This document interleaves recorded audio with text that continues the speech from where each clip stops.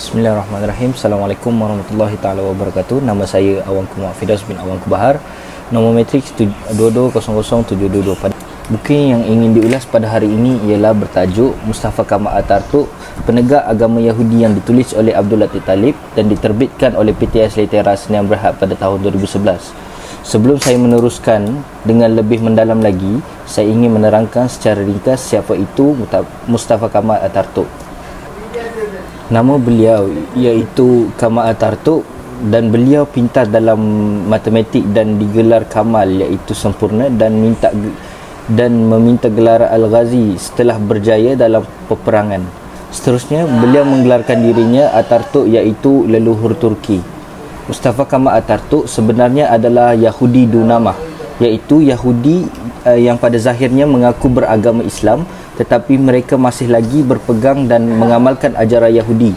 Mustafa Kamal Atatürk lahir pada tahun 1881 dan pada ketika itu negara Turki dan kebanyakan umat Islam Turki tidak lagi berpegang kuat pada ajaran Islam seperti dahulu. Ada di antara pemimpin yang meminum arak, mabuk dan suka berfoya-foya, dan juga ada askar yang tidak menunaikan solat. Menurut negara barat, peluang tersebut adalah peluang terbaik bagi negara bukan Islam untuk menguasai Turki. Sejak kecil, Mustafa Kamal Atatürk sudah menunjukkan sifat beraninya dan sifat ingin menang. Ada kalanya dia memukul kakaknya hanya kerana kalah lumba lari. Semua permintaannya ditunaikan oleh ayahnya sejak kecil hingga dewasa. Ketika dia menyatakan ingin memasuki sekolah tentera dan menjadi pemimpin satu hari nanti, permintaannya itu ditunaikan oleh ayahnya. Walaupun ibunya berharap agar Mustafa Kamal Atatürk menjadi tokoh Islam yang terkenal. Ketika berlakunya peperangan, Mustafa Kamal Atatürk terlebih dahulu menemui pemimpin askar musuh dan berbincang supaya memperlihatkan agar Mustafa Kamal Atatürk yang menang dalam peperangan. Ia dibuat dengan Mustafa Kamal Atatürk dengan menawarkan beberapa faedah kepada pihak musuh, dan pihak musuh perlu berpura-pura berperang, kemudiannya berundur seolah-olah kalah peperangan. Hal ini dapat menaikkan nama Mustafa Kamal Atatürk di peringkat lebih tinggi. Mustafa Kamal Atatürk juga adalah orang yang bertanggungjawab dalam menjatuhkan sistem Khalifah Islam, iaitu Khalifah Utsmaniyah ketika itu.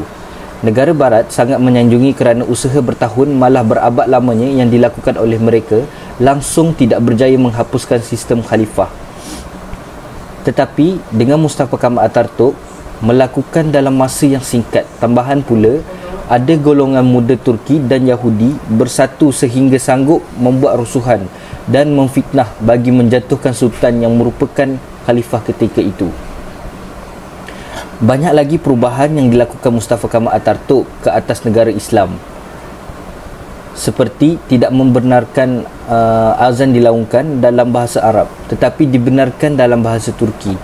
Masjid-masjid dan sekolah agama ditutup. Sekolah dan pendidikan Islam tidak dibenarkan di sekolah. Al-Quran perlu dibaca dalam bahasa Turki. Lelaki dan perempuan dikehendaki berpakaian seperti orang barat dan lain-lain lagi. Buku ini memang menarik sehingga boleh membuatkan korang rasa keadaan sebenar yang berlaku dan bagaimana proses Mustafa Kamal Atatürk menaiki tahta dan menukarkan Turki kepada sebuah negara republik. Kelicikan Mustafa Kamal Atatürk ini dalam berpura-pura akan mengembalikan Islam jika dia memerintah, ternyata hanya menaikkan namanya di mata dunia. Bab ini bab yang menginsafkan ialah bab di mana akhir-akhir hayat beliau menghadapi penyakit misteri, iaitu perutnya dipenuhi dengan cairan kuning sehingga kembung dan terpaksa dibuang berkali-kali.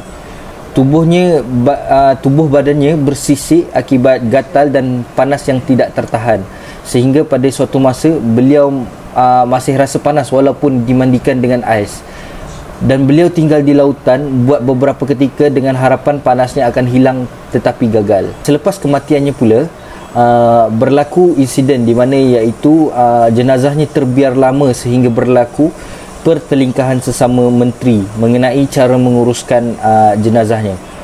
Solat jenazah dilakukan secara tertutup dan bacaan kesemua di dalam solat Solat jenazah tersebut adalah di dalam bahasa Turki.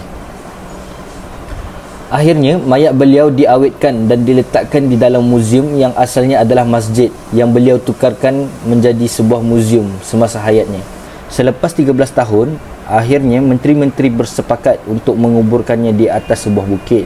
Tetapi selama 3 hari jenazahnya dikuburkan, 3 hari berturut-turut itulah juga jenazahnya terkeluar semula dari dalam tanah pada keesokan harinya. Oleh sebab itu, akhirnya mereka meletakkan jenazah semula di dalam muzium untuk menjadi tatapan masyarakat Turki sehingga ke hari ini. Jadi itu sahaja ringkasan yang saya dapat melalui pembacaan buku Mustafa Kamal Atatürk. Diharapkan perbuatan beliau ini menjadi pengajaran buat kita semua, khususnya kepada para pemimpin Islam dalam mentadbir negara agar berpandukan Islam yang sebenar dan bukan yang diubah-ubah.